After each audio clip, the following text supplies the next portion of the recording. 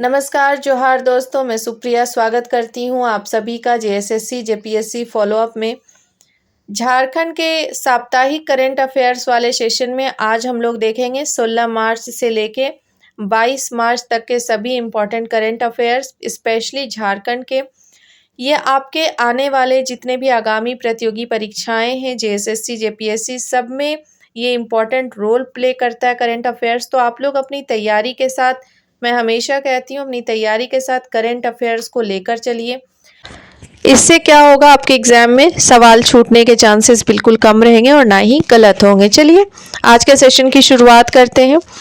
आज का पहला सवाल है, हाल ही में संगीत समारोह नाद 2025 बैंड प्रतियोगिता का आयोजन कहाँ किया गया? बीटोत्सव शुरू हो गया है, तो जो ये संगीत महोत्सव जो है, संगीत समारोह नाद 2025 बैंड प्रतियोगिता का आयोजन बीआईटी मेसरा में ही किया गया है, बीआईटी मेसरा रांची में। अगला सवाल है, झारखंड सरकार द्वारा नई उत्पादन नीति कब से लागू की जाएगी? झारखंड सरकार द्वारा नई उत्पादन नीति 1 मई 2025 से लागू होना है। दरअसल ये लागू करने की तिथि 1 अप्रैल को ही थी, लेकिन समय पर काम पूरा नहीं होने के कारण, लॉटरी प्रक्रिया के कारण लेट हो गया, जिसके कारण कि 1 मई से इसे लागू किया जाएगा। वर्तमान व्यवस्था में राजस्व 2700 करोड़ के आसपास है, लेकिन इस नीति के लागू होने के बाद 3500 से 4000 करोड़ रुपए का लक्ष्य रखा गया है। ध्यान रखिएगा, नई उत्पादन नीति 1 मई से शुरू किया जाना है। अगला सवाल है, एचबी बोधनवाला क्रिकेट ट्रॉफी का आयोजन कहाँ किया जाएगा? एचबी बोधनवाला क्रिकेट ट्रॉफी का आयोजन जेएससीए स्टेडियम, जो कि रांची में है, वहां पे किया जाएगा।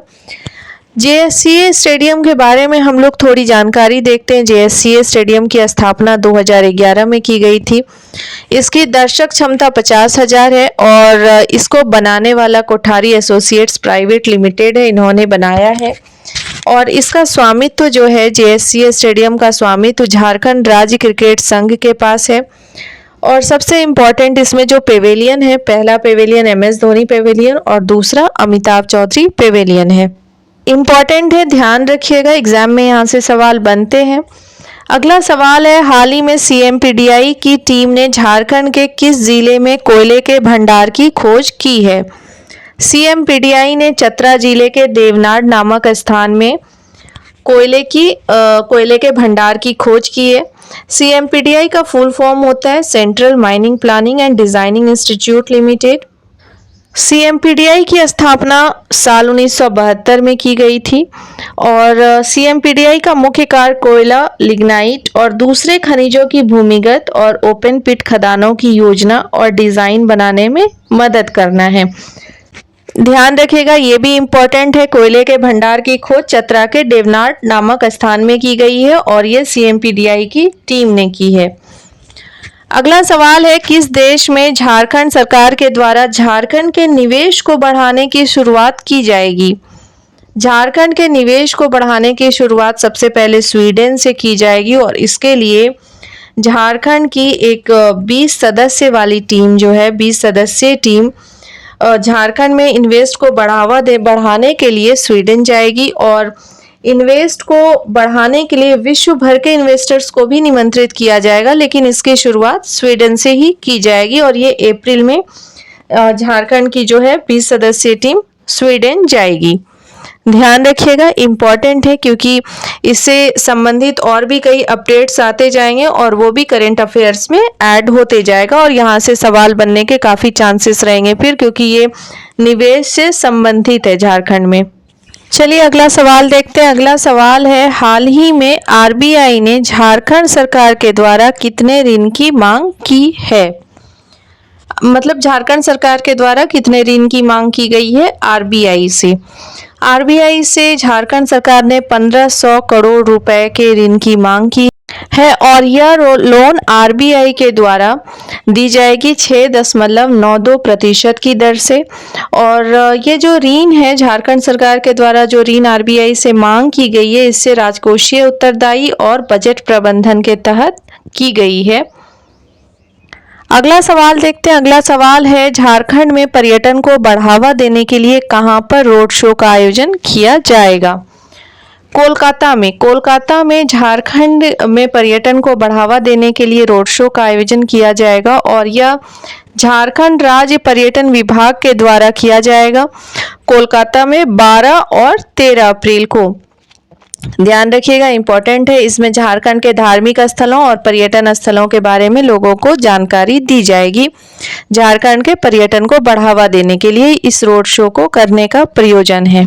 अगला सवाल देखते हैं। अगला सवाल है, हाल ही में राष्ट्रीय उच्च सुरक्षा पशु रोग संस्थान NIHSAD national institute of high security animal disease Bhopal ने किस संस्थान में के पोल्ट्री फार्म में H5N1 यानी एवियन इन्फ्लुएंजा ए वायरस फ्लू की उपस्थिति की पुष्टि की है? झारखंड में बिरसा कृषि विश्वविद्यालय रांची झारखंड यानी BAU में एवियन इन्फ्लुएंजा ए वायरस फ्लू की उपस्थिति दर्ज की गई है।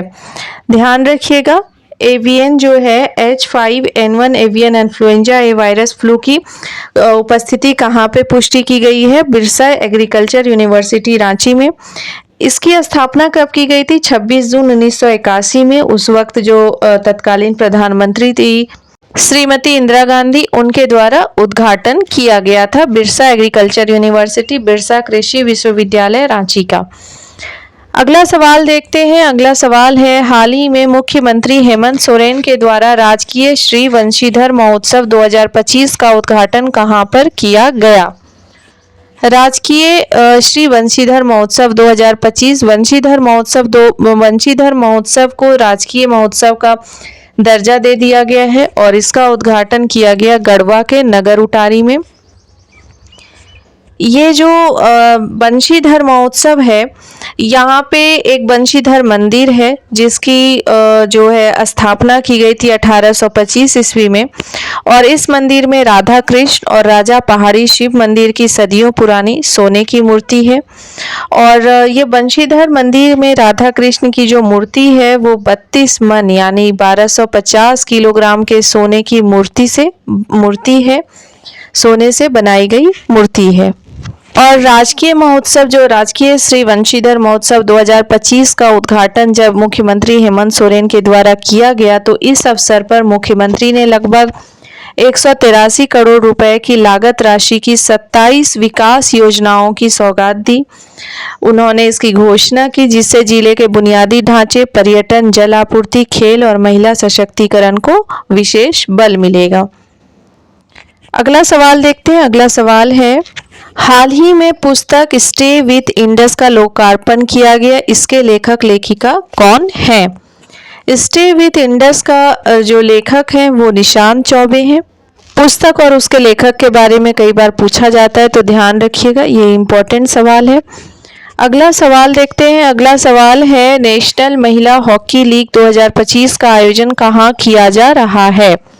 नेशनल महिला हॉकी लीग 2025 का आयोजन रांची में किया जा रहा है। रांची के मरांग गोम के Jaipal Singh astroturf hockey stadium में किया जा रहा है। 30 अप्रैल से 9 मई तक नेशनल महिला हॉकी लीग 2025 का आयोजन किया जाने वाला है।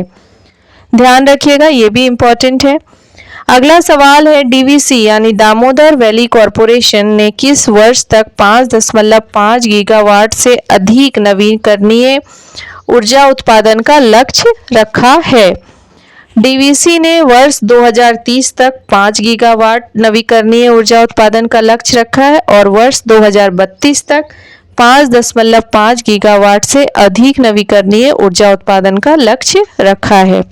DVC भारत की पहली बहुउद्देशीय नदी घाटी परियोजना है जिसकी स्थापना 7 जुलाई 1948 को की गई थी। यह झारखंड में दामोदर नदी पर स्थित है और बिजली उत्पादन तथा सिंचाई के लिए जानी जाती है। ध्यान रखिएगा। अगला सवाल है, हाल ही में देवघर के कवि रविशंकर शाह के द्वारा हिंदी साझा काव्य संकलन रवि रथी का विमोचन किसके द्वारा किया गया? देवघर के कवि रविशंकर शाह के द्वारा हिंदी साझा काव्य संकलन रवि रथी का विमोचन रविंद्रनाथ महतो जो कि विधानसभा के अध्यक्ष है वर्तमान में, इनके द्वारा किया गया। ध्यान रखिएगा, कई बार विमोचनकर्ता का भी नाम पूछा जाता है और कई बार कवि या कविता का नाम पूछा जाता है, कई बार कवि के नाम पूछे जाते हैं। ध्यान रखिएगा इसे। अगला सवाल है, हाल ही में 20 मार्च को झारखंड के किस महापुरुष की पुण्यतिथि मनाई गई? 20 मार्च को जयपाल सिंह मुंडा जी की जब पुण्यतिथि मनाई गई। जयपाल सिंह मुंडा के बारे में बात करें तो इनका जन्म 3 जनवरी 1903 को टकरा खूंटी में हुआ और इनकी मृत्यु 20 मार्च 1970 को दिल्ली में हुई। जयपाल सिंह मुंडा जो हैं ये भारतीय आदिवासियों और झारखंड आंदोलन के एक सर्वोच्च नेता थे। एक जाने माने राजनीतिज्ञ, पत्रकार, लेखक, संपादक, शिक्षाविद और 1925 में ऑक्सफोर्ड ब्लू का खिताब पाने वाले हॉकी के एकमात्र अंतर्राष्ट्रीय खिलाड़ी थे। इनकी कप्तानी में 1928 के ओलंपिक में भारत ने पहला स्वर्ण पदक प्राप्त किया था। ध्यान रखिएगा, इंपॉर्टेंट है जयपाल सिंह मुंडा के बारे में। अगला सवाल है, दुबिया खाड़ मेला जिसे झारखंड सरकार के द्वारा राजकीय मेला का दर्जा दिया गया है का आयोजन कहाँ होता है? राजकीय मेला का दर्जा दिया गया है दुबिया खाड़ मेला को, जो पलामू में है और यह जो इसे आदिवासियों का महाकुंभ भी कहा जाता है। और ये जो मेला लगाया जाता है ये चेरो शासक मेदिनी राय की याद में लगाया जाता है, याद में मनाया जाता है। ध्यान रखिएगा। अगला सवाल देखते हैं और आज के सेशन का आखिरी सवाल, सोन कन्हर पाइपलाइन योजना जिसे इस साल के अंत तक पूरा करने का लक्ष्य रखा है, कितनी राशि खर्च की जा रही है? सोन कन्हर पाइपलाइन योजना में कुल 1200 करोड़ रुपए का खर्च किया जाना है और ये इस साल के अंत तक पूरा होने का लक्ष्य रखा है। सोन कन्हर अंडरग्राउंड जो पाइपलाइन योजना है इससे गढ़वा जिला का 22,000 हेक्टेयर भूमि संचित की जाएगी। हेक्टेयर भूमि में सिंचाई की सुविधाओं को पूरी की जाएगी। गढ़वा जिला के बड़े डैम जैसे अन्नाराज, पनघटवा, चिरका, उतमाही, बाई बांकी, फुलवरिया, सरस्वतिया, कवलदाग, बभनी खाड़, बम्बा, इन सारे डैम में जो है इस योजना के तहत पानी पहुंचाई जाएगी। और इस योजना के तहत सरस्वतिया, कलवदाग, बभनी खाड़, उतमाही, पंडरवा जैसे बड़े जलाशयों में सोन नदी से पानी पहुंचाया जाना है, जबकि पनघटवा, बाई बांकी व अन्नराज में भौरी गांव स्थित कन्हर नदी में से पानी डाली जाएगी। ध्यान रखिएगा, ये इंपॉर्टेंट है सोन कन्हर पाइपलाइन योजना। उम्मीद करती हूँ आज का सेशन आप लोगों को पसंद आया होगा, क्योंकि जितने भी करंट अफेयर्स थे सभी इंपॉर्टेंट थे और आपके एग्जाम के पॉइंट ऑफ व्यू से भी काफ़ी इंपॉर्टेंट थे। मिलते हैं अगले सेशन में एक नए टॉपिक के साथ। Thank you everyone. जाते जाते वीडियो को लाइक करना बिल्कुल भी ना भूलें और अपने फ्रेंड्स के साथ ज़रूर शेयर करें।